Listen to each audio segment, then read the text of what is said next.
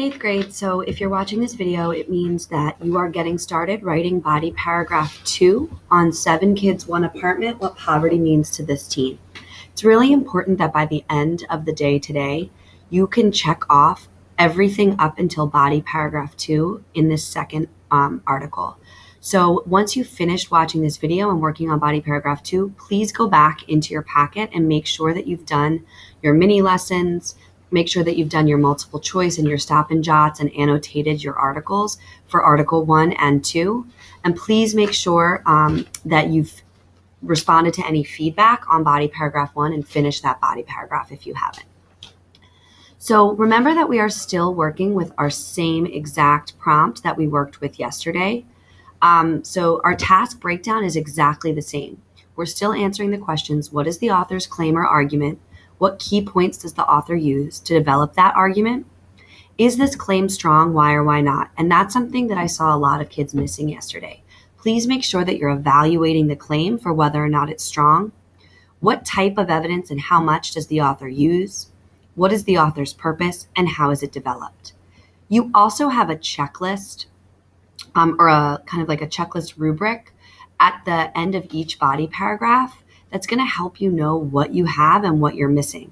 So this rough draft rubric and feedback is something that you can use to make sure that you have every single piece of your essay complete. Use it as a checklist over on this side, and your teacher will give you feedback on this side.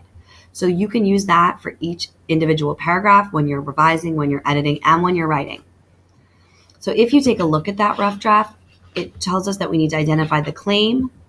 It needs to have 2 points about that claim, an evaluation statement, an author's purpose, and a development of purpose. And you'll notice that it's asking for evidence from the text 3 different times. So each of your body paragraphs should have 3 different pieces of evidence that helps to develop your claim. If you don't have that, make sure that you're adding that for body paragraph 2.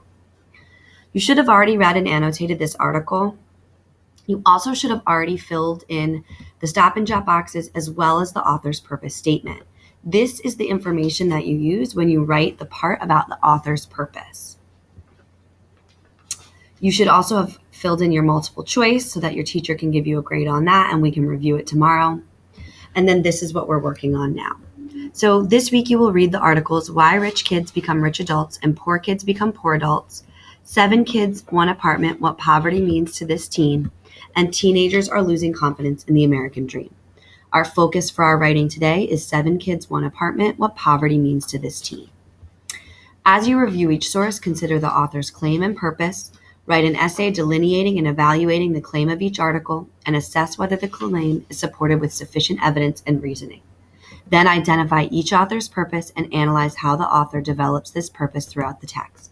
Use evidence from the article to support your analysis. So again, this is the exact same task that we got started with yesterday. What you should be doing now is going back and thinking, what was my author's claim in 7 Kids, 1 Apartment, What Poverty Means to This Teen? We don't have a specific author, but Jairo Gomez is the person that is the I voice in this article. So if you want to use them as your author, that's fine. So let's get started writing.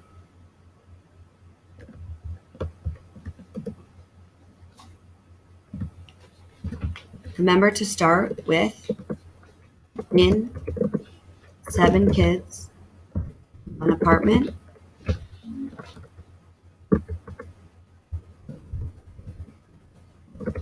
What poverty means, what poverty means to this teen.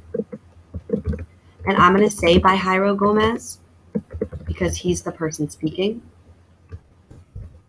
The author claims that, and this is when we go back and look at our annotations and develop and our stop and jot boxes and decide what is it that he claimed about poverty?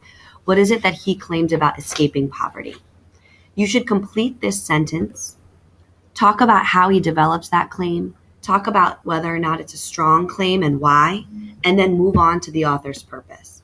This paragraph should be completed by the end of class today.